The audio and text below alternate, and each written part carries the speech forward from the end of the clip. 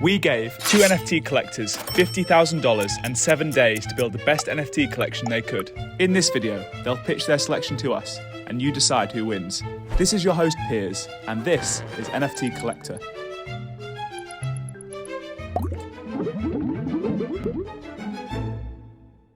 Hey guys, and welcome back to the second episode of NFT Collector. I'm delighted to introduce you both today to our guests, Gmoney and Jon Itzler. Thanks for having us. I'm super excited to be here. I think this is going to be a really fun matchup. Yep, same here. Perhaps we could kick off with some brief sort of guest introductions for those that might not know you. Gmoney, given that you're a little less known in the space, they ask you how you are, you just have to say that you're fine. Perhaps we'll start with Jon. Yeah, I first got into crypto as a senior in high school. I used to flip rare shoes on eBay and had my PayPal account banned many times for being under 18. So the idea of unstoppable internet money was pretty sweet. Worked on a decentralized exchange with a couple kids I met from college. Interned at a couple different VC firms. Have been sort of solo degenning, buying NFTs, working with early stage founders. Thanks for joining us. And G, would love a bit of background on you. I've been in crypto since 2017. I'm a co-manager of the Delphi Infinity Fund with the Delphi Ventures Group. I'm an all-around futurist disruptor ape is probably the best way to describe me, an all-around NFT advocate. Love it.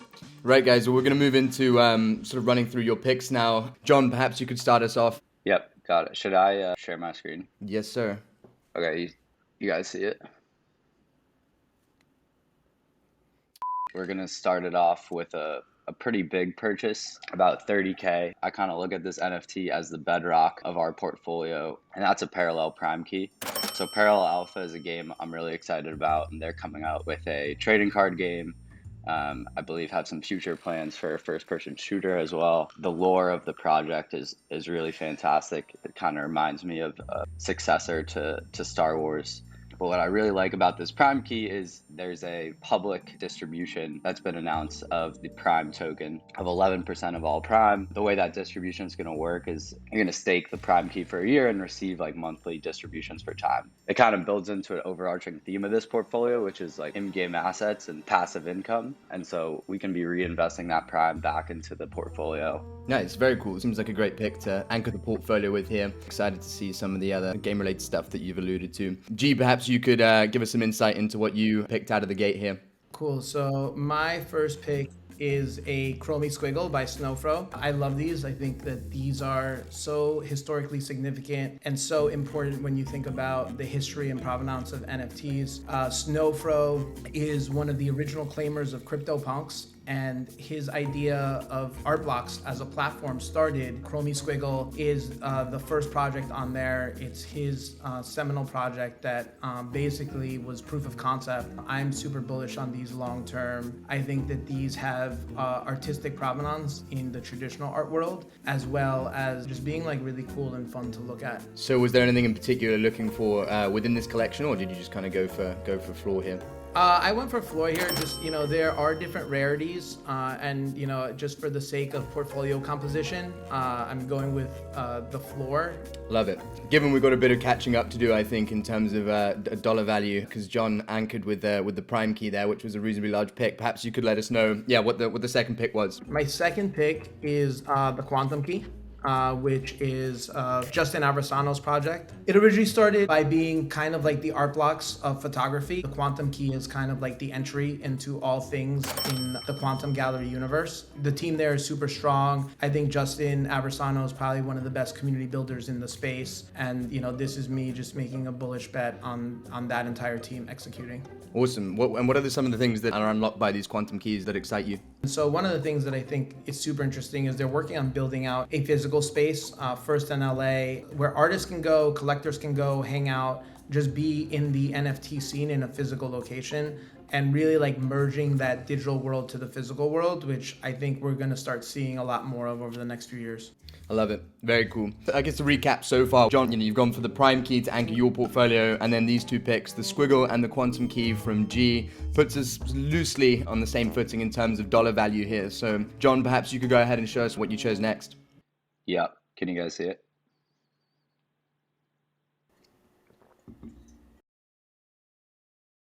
Okay, so this is my next NFT. This is coming from one of my absolute favorite ecosystems, and it has some sentimental value, and that's Blitmap, one of the first communities that I really got into as an NFT collector. I'm a really big fan of CC0 projects. People can permissionlessly build on top of existing IP. This is a CC0 project by Dom Hoffman. I think the best way to describe what they're doing is trying to build a new age media franchise, something that maybe looks a little like Nintendo and Pokemon. And we've picked up this Roscoe Delta 2 for 2.80. One thing that's cool about this NFT is there's a planned airdrop scheduled to launch pretty soon called the Logos. You'll be able to customize them and put logos all over these characters. The last mint experience for Blitnots was a lot of fun, and probably spent like an hour customizing a Blitnot. Sugar is going to be one of the first games launched by SUP, and these are some initial cards from the game. And so we picked up one Song of Fire for 0.12 and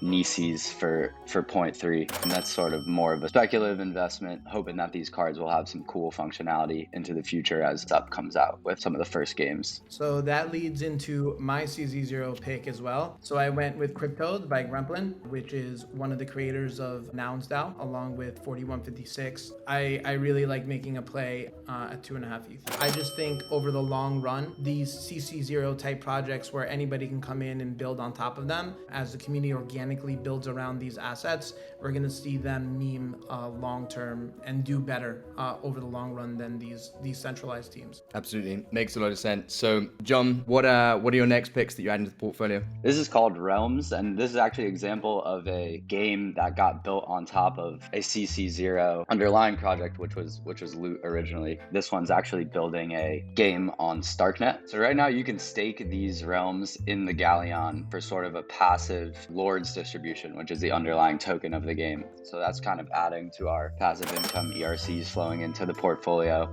And the overall game is going to be a sort of civilization style game. I'm really bullish on the Starknet ecosystem. There's sort of this idea of building games entirely on chain. Any third-party developers can come in, build in different items for the game, build in mechanics on top of a core underlying rule set. Yeah, I think that leads me into my next pick. These are Crypts and Caverns. They're going to have dungeon crawler style games for each of the NFTs. They also produce resources similar to the realms that we just got. The rationale here is these are just at a much cheaper price point than the realms and sort of allow us to pick up a few more of them. So we swept 8 off the floor.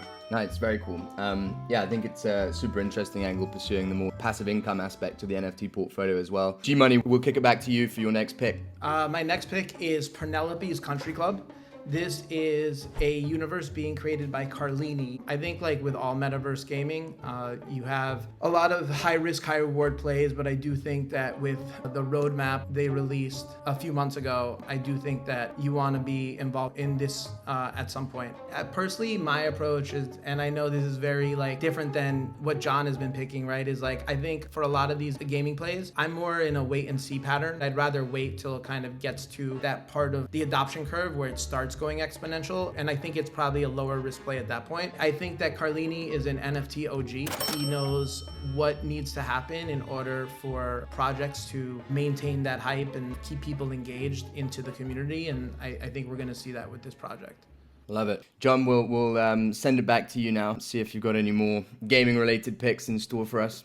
This one is in fact another gaming related pick, and this is a Nifty Island Legendary Palm. The Iron Palm is sort of the cheapest way to get exposure into this ecosystem, at least out of all the legendary palms right now. So we don't have the capacity. Overall, I'm really excited about the Nifty Island game and ecosystem. We've seen a lot of virtual world projects with land that costs like thousands of dollars. And if you think of land or like a parcel as more of a social profile, instead of like posting what you're doing on Instagram, you're kind of showing off what you have. Here's the NFTs I collect. It makes sense it should be free for anyone to show up. That's kind of the thesis they have. And so that's one of the reasons I'm really excited about this ecosystem. Also, historically, these palms have gotten other airdrops in the ecosystem. We can expect that like future airdrops within the ecosystem will reward palm holders. The last rationale is that one of the founders of Nifty Island, Charles, keeps buying these off of OpenSea. And so I'm pretty much taking that as alpha and copy trading him. I like that. Equally excited to see where Nifty Island gets to. I must confess I'm also a legendary palm owner, so I don't think I I got the neon one. Sadly, I was one down, but we'll see where it gets to. Gmoney, back over to you. What have you got next for us? I Like You, You're Weird. This is a project by a designer based out of LA named Mason Rothschild, and I had the pleasure of meeting him. An all-around great guy. He's been working on a lot of really cool things with a lot of different brands, just working on all-around cool shit. I swept the floor of this. I think Mason is going to be one of those designers in the space that we're talking about in the next few years. This is a great way to get involved into his ecosystem at a really early point. Cool, awesome. And John, I believe you've got a final pick or two, so we'll kick it back to you. Okay, this is the final pick. It's actually so degen that probably almost none of the viewers have heard of this thing before. This is a Pegapal. I believe there's going to be 1,000 Pegapals total. We're actually bridging over to Optimism to buy it. It's part of a new DeFi protocol. The token mechanism for this protocol is really unique. The way that the Pegapals are distributed right now is via the NounsDAO auction mechanism. If you stake your Pegapal, which we did immediately after winning, you earn Pega tokens. If you have 100 Pega tokens, you can redeem them for a Pegapal. If you have a Pegapal plus 100 Pega tokens, you can redeem that for a level 2 Pegapal. And I think it goes up to like level 10 or something, and each level you increase your share of the total fees. So I saw this and I was like, yeah, this is kind of a pretty cool, pretty degen project, but also actually had some really unique and interesting mechanisms to me. And so I added this to the portfolio as sort of our long tail shot in the dark that is also generating us some Pega denominated passive income. Awesome, love it. Well, these seem like two really strong portfolios, and definitely excited to see what the audience makes of these, review it as it evolves. Now,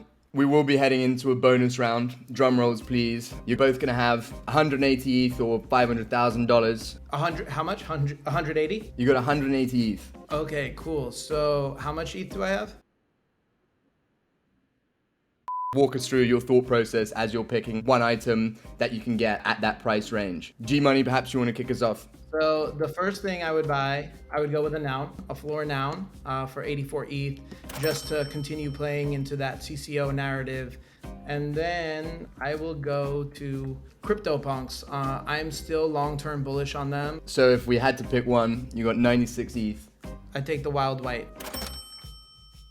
But yeah, I would go with a noun and a CryptoPunk. I know they're classic plays, and I think that they're going to stand the test of time. John, over to you for the ape surprise, the bonus round. What have you got for us?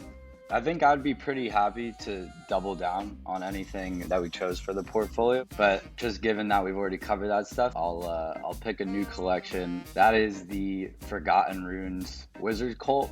The community seems extremely dope, and so I'd just go for the full sweep with the 180. I think I'd be able to grab like 60 rune wizards or something like that. Awesome, great picks in the bonus round here, guys. I think these will also be voted on by the audience, so we'll see what people have to say about those. I'd like to just say, like, it's funny because a lot of the picks from the first episode were picks that I would have added to my portfolio in this one. I'm all for friendly competition, so this is gonna be fun to see how these portfolios develop.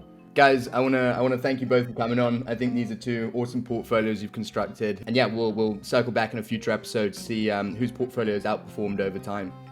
John, thank you for joining us.